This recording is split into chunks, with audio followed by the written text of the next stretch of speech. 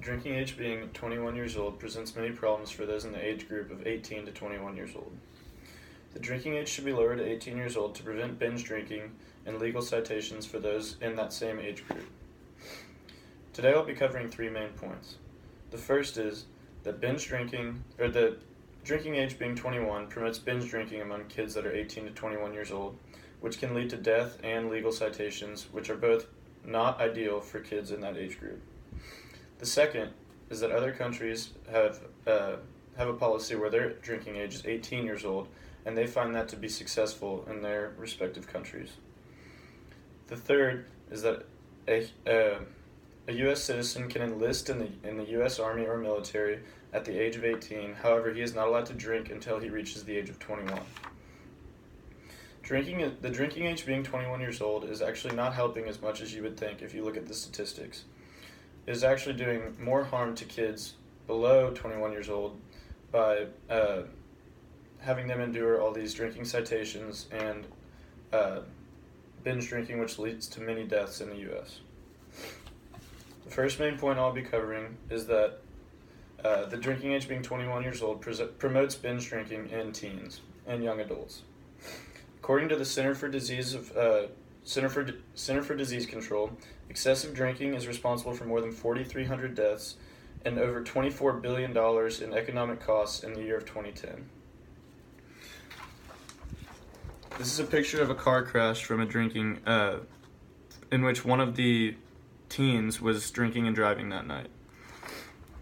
This is just one of the few instances in which, if a teen had not gone out and been binge drinking, he would have perhaps saved another man's innocent life. Many of these deaths could be prevented if the drinking age was lowered to 18 because it would promote a cultural change and responsibility in the U.S. Other countries have instituted the drinking age at 18 years old and found this to be very, very successful. The drinking age in the U.S. is 21 years old, and the drinking age in most foreign countries is 18 years old. It promotes less trouble in youth-related alcohol deaths due to cultural differences in regards to the perception of drinking underage. The Odyssey, an article, quotes, I think that our drinking culture would be more like cultures in Europe if we taught kids how to be responsible when we reach the legal age instead of trying to prevent them from drinking underage altogether. The main problem is not that people are drinking, it's the cultural difference with the perception of alcohol. Teens are curious and they will do anything they can if they're told not to. If they're told not to drink until they're 21 years old, they will more than likely drink up until they are 21 years old. Main point number 3 is that a U.S. citizen can enlist in the Army at the age of 18 years old. However, he can't drink until he is 21 years old. According to the NCES, over 100,000 males age 18 to 21 enlist in the Army every year.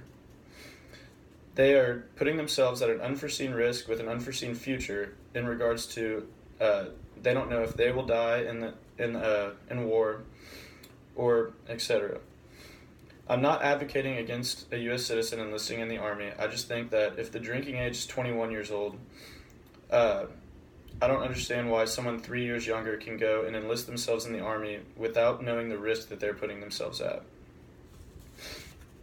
In conclusion, the drinking age should be lowered to 18 years old for three main reasons. The first is that it will prevent many legal problems for those in the age of 18 to 21. The second is that foreign countries, such as Europe and many others, have their drinking age at 18 years old, and they are seeing better success than the U.S. in regards to alcohol-related deaths in their youth.